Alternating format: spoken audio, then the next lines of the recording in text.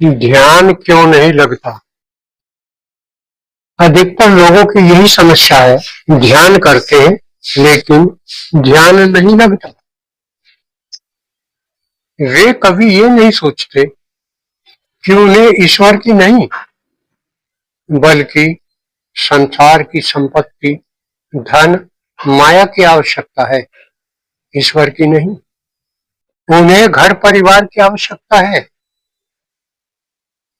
मंदिर और तीर्थों में भी वे इसलिए जाते हैं कि अधिक धन संपत्ति मिल सके और उनके जो दुख है उनका निवारण हो सके। वे कभी ईश्वर की इच्छा ही नहीं करते बल्कि जो उनके जीवन में समस्याएं आती हैं, दुख आते हैं, उनके लिए वे भगवान को ही दोषी मानते हैं। परमात्मा मेरे साथ ये क्या किया, जबकि हम उस परम पिता की संतान हैं। एक पिता अपनी संतान को कभी दुखी नहीं देखना चाहता। वो हमेशा चाहता है उसकी संतान सुखी रहे, खुश रहे। लेकिन हम उस भगवान को ही जिम्मेदार मानते हैं।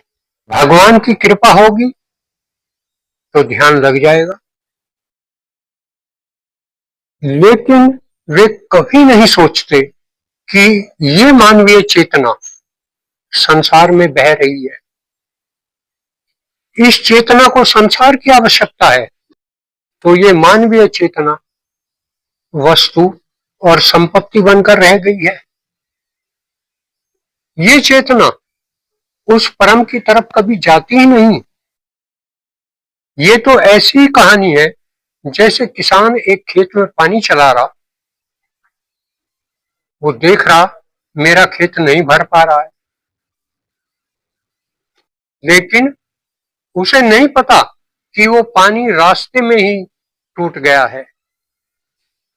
तो जब तक पानी खेत में नहीं आएगा वो खेत कैसे भरेगा?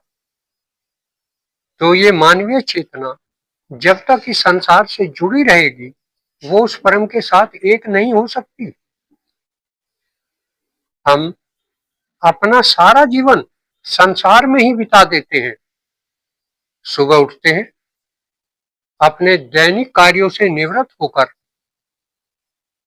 हम धन कमाने के लिए चल देते हैं।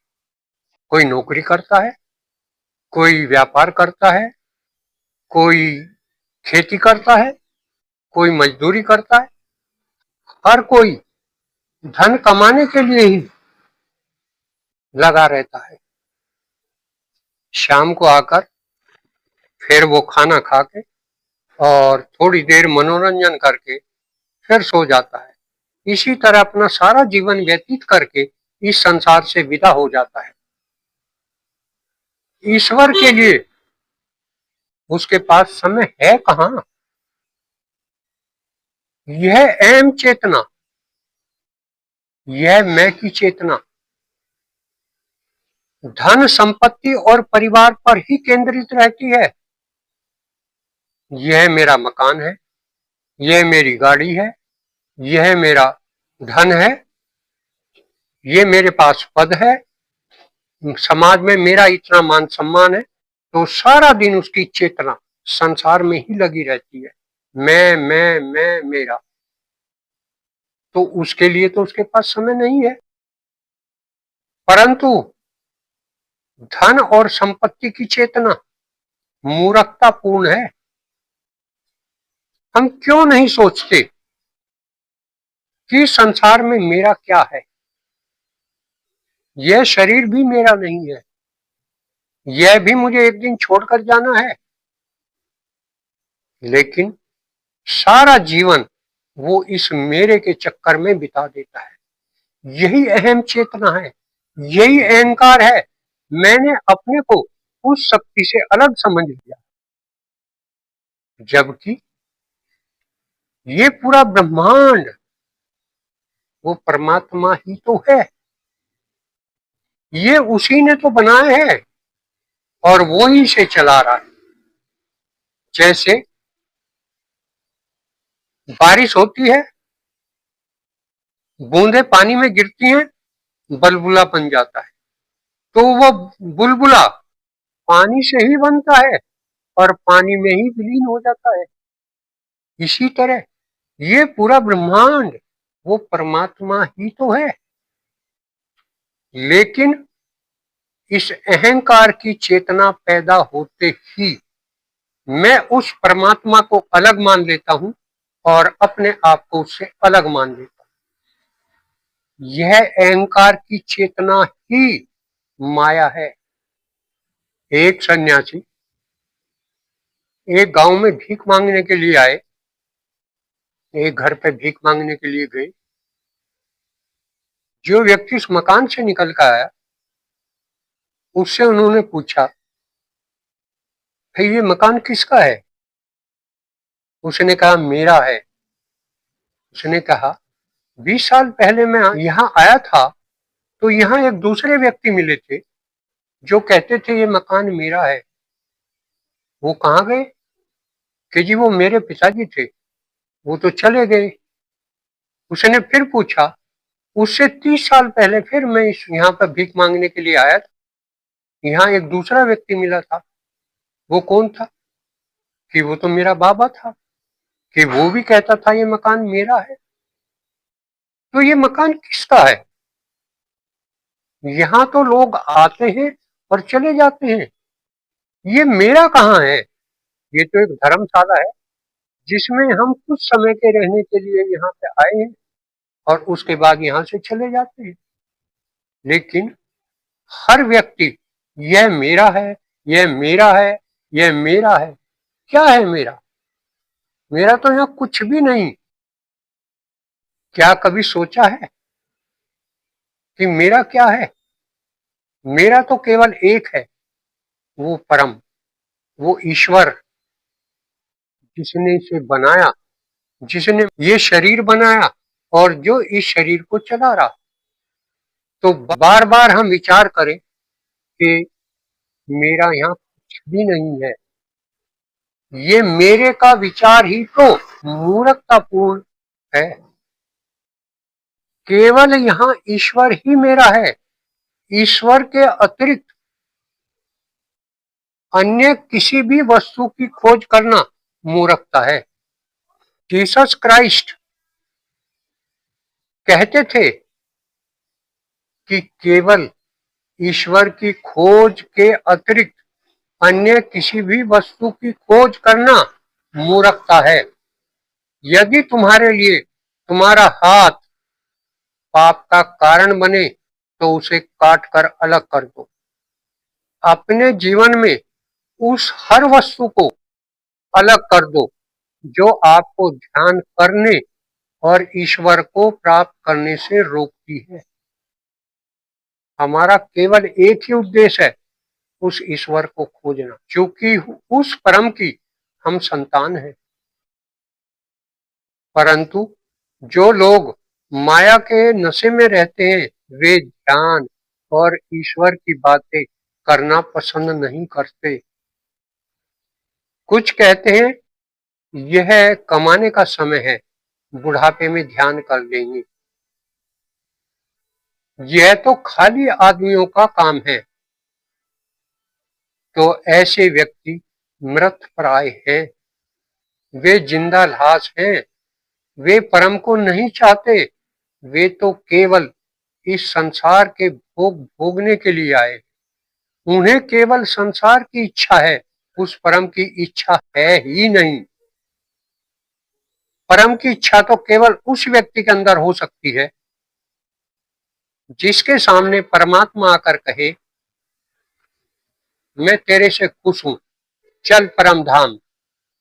और वो व्यक्ति परम के साथ चलने के लिए तैयार हो जा, तो समझो उसे परमात्मा की इच्छा है।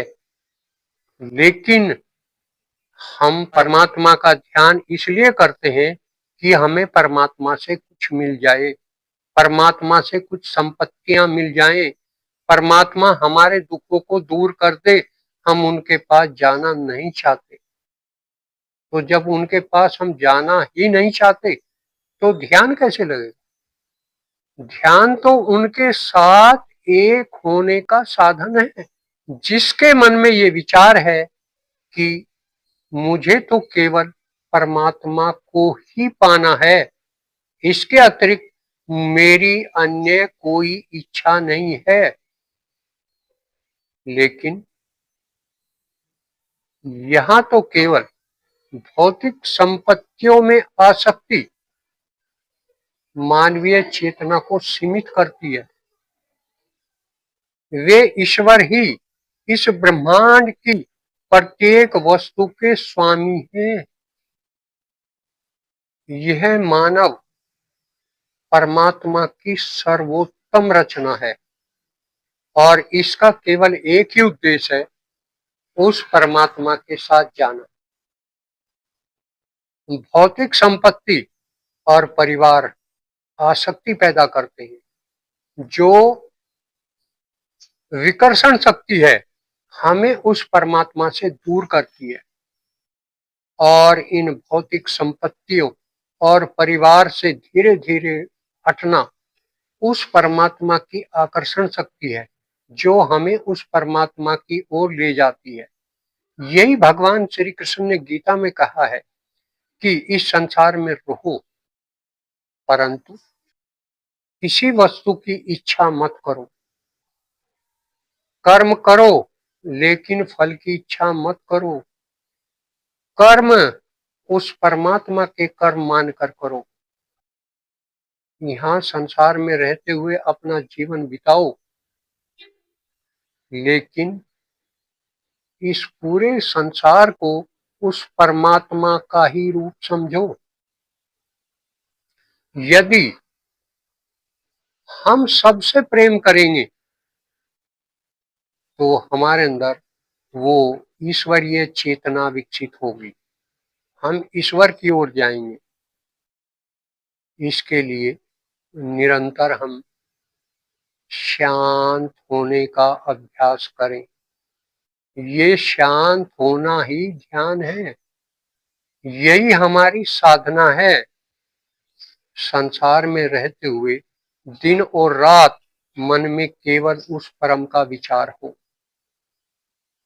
कार्य संसार के करें, लेकिन उस संसार के कार्य को ईश्वर का कार्य समझकर करें। चेतना ईश्वर में रहे।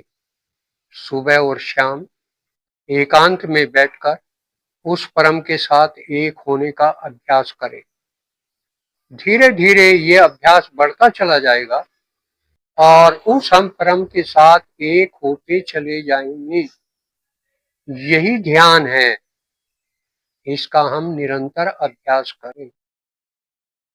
अपने जीवन का केवल एक ही लक्ष्य बनाएं, उस परम को पाना। अगर उस परम के साथ हम एक हो जाएं, ईश्वर के साथ एक हो जाएं, तो संसार की समस्त वस्तुएं अपने आप मिल जाएंगी। उसके लिए किसी कर्म की हमें आवश्यकता नहीं है। तो निरंतर ध्यान करें। आज इतना ही।